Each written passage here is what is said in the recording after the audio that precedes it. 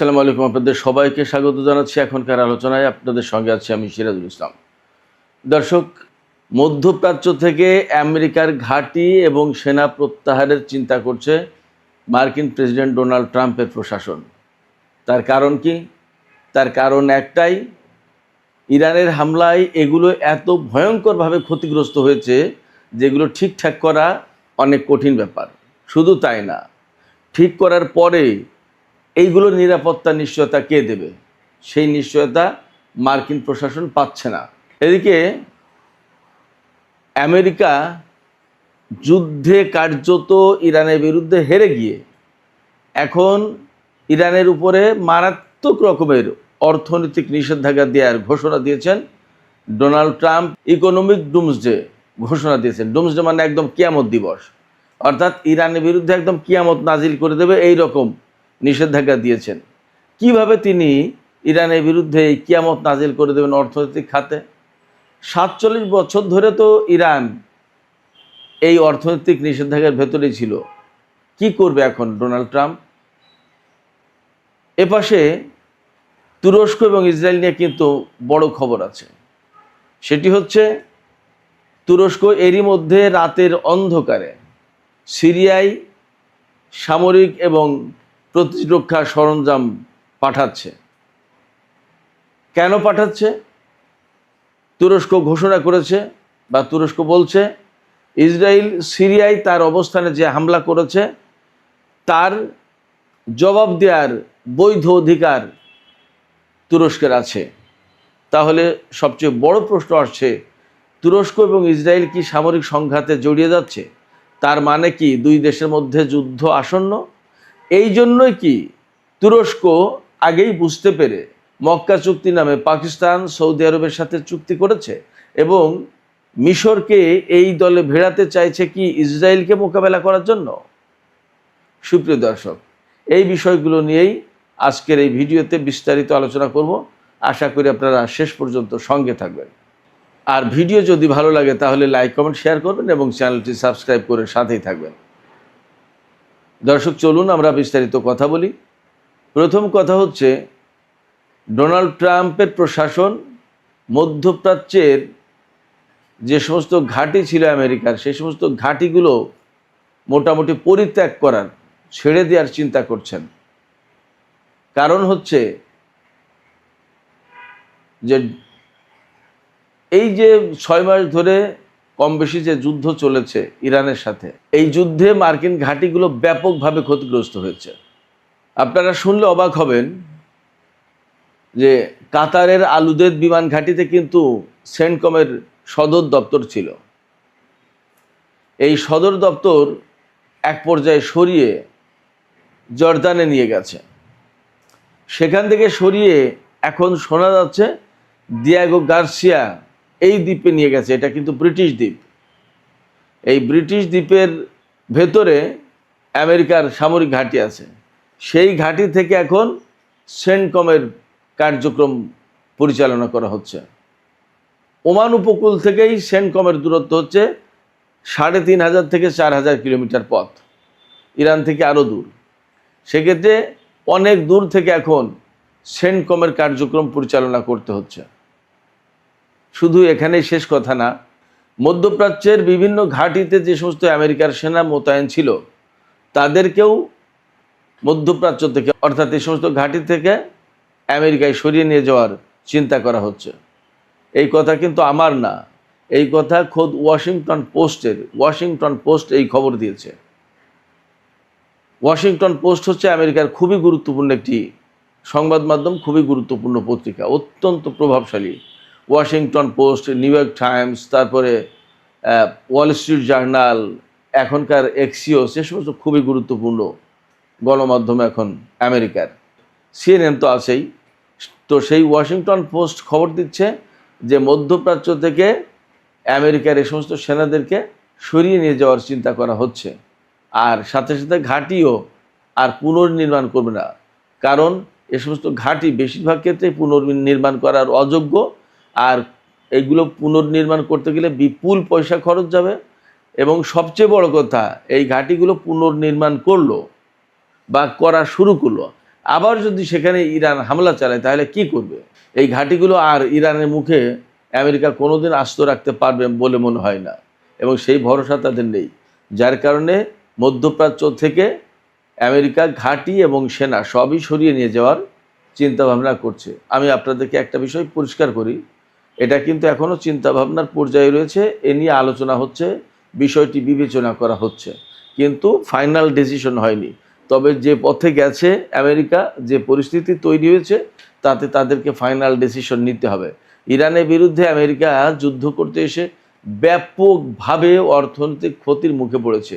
আপনারা শুনলে অবাক হবেন, এতদিন ৩৫ ট্রিলিয়ন আমেরিকার যে বৈদেশিক এবং অভ্যন্তরীণ ঋণের পরিমাণ ছিল, সেটা ছিল ৩৫ ট্রিলিয়ন মতো বা ৩৭।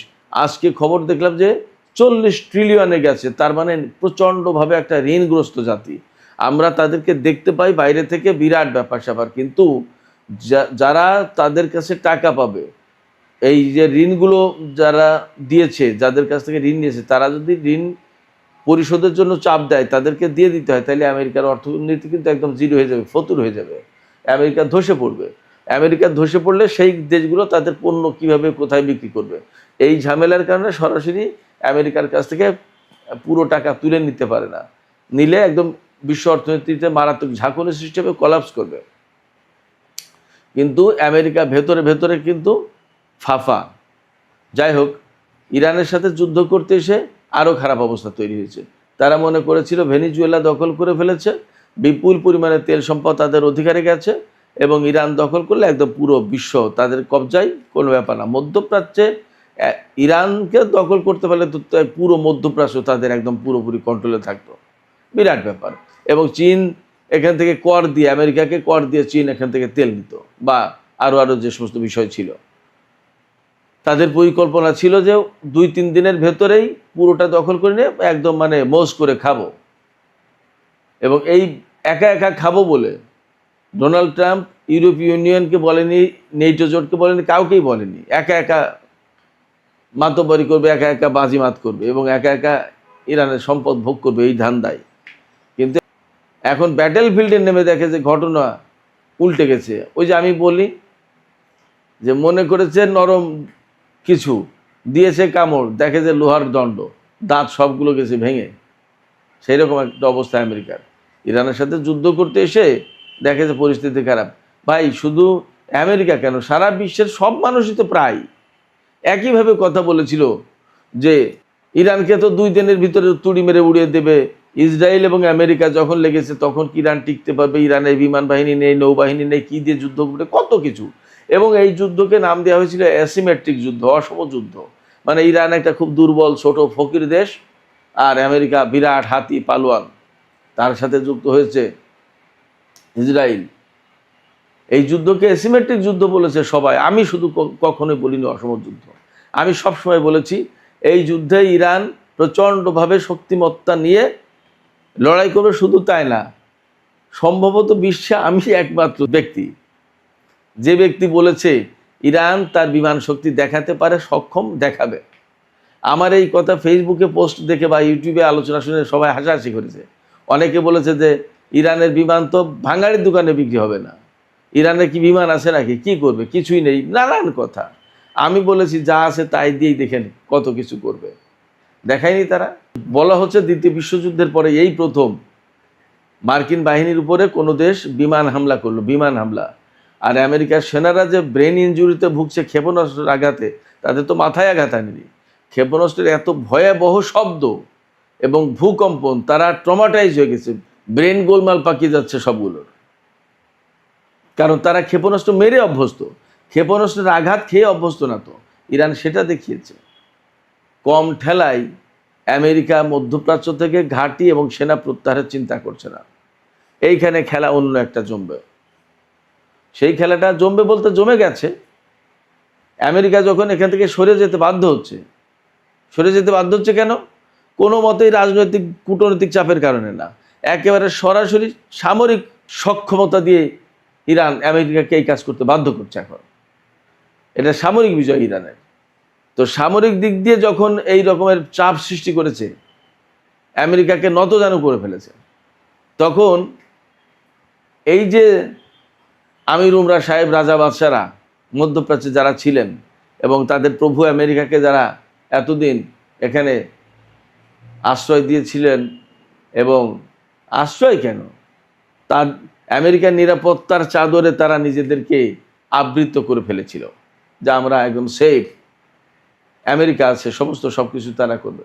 এখন আমেরিকা যখন চলে যাবে এখান থেকে, এই ঘাঁটিগুলোর কি হবে? এই জায়গায় সবচেয়ে বড় একটা প্রশ্ন আছে। এই যে মক্কা জোট হলো, এই মক্কা জোটের আসল উদ্দেশ্যটা কি? এই মক্কা জোট যদি ইসরায়েলকে মোকাবেলার জন্য বা আদার শক্তি, তাদের শত্রু যারা, তাদের মোকাবেলার জন্য যদি গঠন হয়ে থাকে, সেটা এক হিসাব। আর এটা যদি ইরানকে মোকাবেলার বা ইরানের সাথে যে সমস্ত প্রক্সি ফোর্স আছে তাদের মোকাবেলার জন্য হয়, তাহলে কিন্তু আর এক হিসাব। এবং তখন আমেরিকা ইসরায়েলের সাথে যুদ্ধের পরে এই জোট, যে এই জোটের সাথে ইরান এবং এই প্রক্সি ফোর্সের যুদ্ধ হবে, এটা কিন্তু অনিবার্য। ব্যাপারটা যদি এইভাবে যায়, কেন বলছি এই কথা? বলছি এই কারণে, না, এই প্রসঙ্গটা আমি রাতের ভিডিওতে আলোচনা করি। মক্কা জোটের সাথে ইরানের কেন সংঘাত অনিবার্য হয়ে উঠতে পারে, আমি সেই প্রসঙ্গটা রাতের ভিডিওতে আলোচনা করি।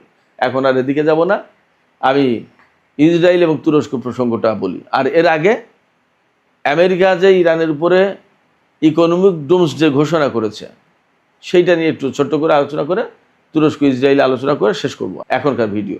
ডোনাল্ড ট্রাম্প ইরানের বিরুদ্ধে ইকোনমিক ডোমসডে ঘোষণা করেছে। ইকোনমিক ডোমসডে ঘোষণার মানে কি?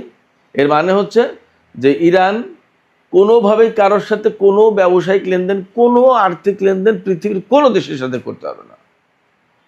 আমেরিকা বলেছে ইরানের সাথে কোনো দেশ যদি সামান্যতম বাণিজ্য লেনদেন এই সমস্ত করে, অর্থনৈতিক কর্মকাণ্ড পরিচালনা করে, তার বিরুদ্ধে নিষেধাজ্ঞা দেওয়া হবে। এখন বিশ্বের বহু দেশ যদি মিলে বলে যে না, আমরা আমেরিকার এই কথা মানবো না, আমাদের প্রয়োজনে ইরানের সাথে আমাদের লেনদেন করতে হবে, আমরা করব, তাহলে আমেরিকা কি করবে? যদিও এই ব্যাপারটা একদম সহজ না, এটা বলবে না অনেকেই, কারণ পৃথিবীতে আমেরিকাকে উপেক্ষা করা বা আমেরিকার চোখে চোখ রেখে কথা বলার সাহস খুব কম দেশের নেতার, কম দেশের আছে, কম দেশের সরকারের আছে, যার কারণে তারা এই কথা বলতে পারবে না। তারা মুখে এক কথা বলবে আর অন্তরে আর এক কথা পুষে রাখবে। অন্তরে আমেরিকাকে ঘৃণা করবে, কিন্তু মুখে তার সাথে ঠিকই বন্ধুত্ব রাখবে। এগুলো হলো দ্বিচারিতা, ইসলামী পরিভাষায় মুনাফিকি বলা হয় সম্ভবত। যাই হোক, এটা শুধু মুসলিম দেশগুলো করছে না, হিন্দু, মুসলিম, বৌদ্ধ, খ্রিস্টান সবাই করছে। আমেরিকার সাথে সম্পর্ক রেখে তাদেরকে চলতে হবে। তবে আমি আপনাদেরকে বলি, আমার বিশ্বাস যে সামনে যে ব্রিক্স সম্মেলন বা এর আগেও জরুরি পরিস্থিতিতে হয়তো অনেকেই মিটিং করতে পারে বা ভেতর আলাপ আলোচনা করতে পারে, ইরানকে পৃথিবীর অনেক দেশ এখন আর মাইনাস করবে না, তারা লেনদেন করবে। চীন তো কিছুদিন আগেই বললো, আমি ইরানের সাথে কি করব না করব, কোনটা লেনদেন করব কোনটা করব না, সেটা আমার ব্যাপার, তুমি তো ডিকটেট করতে পারো না। এবং চীন তো আমেরিকার কথাই চলে না। আমেরিকা কি টাকা দিয়ে চীনের অর্থনীতি পরিচালনা করে যে চীন তার কথা মতো চলবে? চীন তার প্রয়োজন মতো সিদ্ধান্ত নেবে যে আমি কার সাথে লেনদেন করবো, কার সাথে করবো না, কার সাথে কতটুকু লেনদেন করবো, কতটুকু করবো না। বিশ্বের প্রত্যেকটি রাষ্ট্রকে আমেরিকা এইভাবে জোর করে বাধ্য করতে পারে না, এটা কোনো আইন হতে পারে না। এবং সবচেয়ে বড় কথা কি, এই যে অর্থনৈতিক নিষেধাজ্ঞা এইভাবে দিল বা দিচ্ছে, তারা কতটুকু বাস্তবায়ন করতে পারবে এবং ইরান মরে যাবে নাকি টিকে থাকবে, সে প্রশ্ন তো আছে। 47 বছর ধরে ইরান যেহেতু আমেরিকার নিষেধাজ্ঞার ভেতরে ছিল, সারা বিশ্ব একসময় ইরানকে বয়কট করেছিল। এখন তো অনেক দেশ ইরানের সাথে লেনদেন করে সুখী হয়, খুশি হয়, সেই অবস্থা নেই। যাই হোক, তো ইরান নিশ্চয়ই টিকে যাবে, টিকতে পারবে। কিন্তু প্রশ্ন হচ্ছে যে এই যে আমেরিকা ইরানের উপরে এভাবে ভয়ঙ্কর নিষেধাজ্ঞা দিল, এই নিষেধাজ্ঞা দেওয়ার মানে কি? এই নিষেধাজ্ঞা দেওয়ার মানে হচ্ছে ইরানের জনগণ, শিশু, নারী, বৃদ্ধ, ইরানে তো সব মুসলমান না, খ্রিস্টান, ইহুদিও তো আছে, তারা সবাই যাতে না খেয়ে মরে, ব্যাপারটা তো এই। তো একটা দেশের জনগণকে না খেয়ে মারার ব্যবস্থা করার, উদ্যোগ নেওয়ার অধিকার বিশ্বের কোনো আইন দিতে পারে? এটা কেমন কথা? এটা কেমন আইন, কেমন মানবতা? তারা গণতন্ত্রের কথা বলে, তারা মানবতার কথা বলে, তারা মানুষের অধিকারের কথা বলে। এই কি মানবতা, এই কি গণতন্ত্র, এই কি মানুষের অধিকার? এই প্রশ্ন রেখে আমি ইসরায়েল এবং তুরস্ক প্রসঙ্গে চলে যাচ্ছি। তুরস্ক থেকে বলা হচ্ছে ইসরায়েল সিরিয়ায় তুরস্কের যে অবস্থানে হামলা চালিয়েছে, এই হামলাটা মূলত তুরস্কের উপরেই হামলা, এবং এই হামলার জবাব দেওয়ার বৈধ অধিকার রাখে তুরস্ক। তুরস্ক মনে করছে তার লোকজন, তার লজিস্টিক সাপোর্ট সিরিয়ার বিমানবন্দরে ছিল এবং সেখানে সেই বিমানবন্দর রিবিল্ডিং, পুনর্গঠনের কাজ করছে তুরস্ক। সেখানে যে সমস্ত যন্ত্রপাতি, কলকবজা, লোকজন যা ছিল সমস্ত সবকিছু তুরস্কের। সেখানে হামলা মানে তুরস্কের উপরেই হামলা। তো নিজের আত্মরক্ষার অধিকার তুরস্কের যেহেতু আছে, তুরস্ক সেই জায়গা থেকে বলছে যে আমি এই হামলার জবাব, এই হামলার প্রতিক্রিয়া দেখানোর অধিকার রাখি এবং আমরা দেখাবো। এবং আমি একটা ভিডিও ফুটেজেই দেখলাম, এটা বাইরের কোনো প্রচারণা নাকি আমি জানি না, বাট দেখলাম যে রাতের অন্ধকারে তুরস্ক সিরিয়ায় সামরিক সরঞ্জাম, প্রতিরক্ষা সরঞ্জাম এগুলো পাঠাচ্ছে এবং বলা হচ্ছে তুর্কি গোয়েন্দা সংস্থার তত্ত্বাবধানেই এই কাজগুলো করা হচ্ছে। এবং এখান থেকে ধারণা করা হচ্ছে বা বলা হচ্ছে যে তুরস্ক ইসরায়েলের বিরুদ্ধে একটা প্রতিশোধমূলক হামলা চালাতে পারে, বা ইসরায়েল যদি তুরস্কের বিরুদ্ধে আবার নতুন করে হামলা চালায় তা প্রতিরোধ করার জন্য এই সামরিক শক্তি সঞ্চয় করছে সিরিয়াতে। এবং চলতি মাসের শেষ দিকে তুরস্কের 4 দেশের বৈঠক আছে। গতকালকেই দাওয়াত দিয়েছে বিভিন্ন দেশের পররাষ্ট্রমন্ত্রীকে, পাকিস্তানের পররাষ্ট্রমন্ত্রীকে, মিশর, সৌদি আরবের পররাষ্ট্রমন্ত্রীকে। এই 4 দেশ হলো তুরস্ক, সৌদি আরব, মিশর এবং পাকিস্তান। এই 4 দেশের পররাষ্ট্রমন্ত্রীরা এই মাসের শেষের দিকে, আজকে তো 20 তারিখ, এই মাসের শেষের দিকে তারা বসবে। ধারণা করা হচ্ছে এর ভেতরে যদি ইসরায়েলের সাথে তুরস্কের বড় ধরনের কোনো সংঘাত না শুরু হয়, তাহলে ওই বৈঠকে ইসরায়েল তুরস্কের যে বর্তমানের যে উত্তেজনা, এই সমস্ত বিষয় নিয়েও আলোচনা হবে। এবং সম্ভবত ওই বৈঠকে মিশরের যোগদানের বিষয়টি গুরুত্ব দিয়ে আলোচনা হতে পারে, এমনকি যোগদানের বিষয়টি নিশ্চিত করাও হতে পারে। দেখা যাক পরিস্থিতি কি দাঁড়ায়। তো সুপ্রিয় দর্শক, এখনকার আলোচনা এখানে শেষ করতে চাইছি। আলোচনা শেষের আগে আপনাদের কাছে মতামত জানতে চাই, আমেরিকা যে মধ্যপ্রাচ্য থেকে তাদের সামরিক ঘাঁটি সরিয়ে নেওয়ার চিন্তা করছে, তাদের সেনা প্রত্যাহারের চিন্তা করছে, বিষয়টা কি চূড়ান্তভাবে সিদ্ধান্ত হতে পারে, অর্থাৎ চূড়ান্তভাবে সেনা এবং সামরিক ঘাঁটি সরিয়ে নিতে পারে? আপনাদের কি মনে হয়? এবং এই যে ঘাঁটি সরিয়ে নিয়ে যাওয়ার চিন্তা করছে, সেনা প্রত্যাহারের চিন্তা করছে, এটা কি আপনারা মনে করেন ইরানের সামরিক চাপের কারণেই আমেরিকা এটা করতে বাধ্য হচ্ছে? আপনাদের মতামত জানিয়ে কমেন্টে লিখতে পারেন। আর ভিডিও ভালো লাগলে লাইক, কমেন্ট, শেয়ার করবেন এবং চ্যানেলটি সাবস্ক্রাইব করে সাথেই থাকবেন।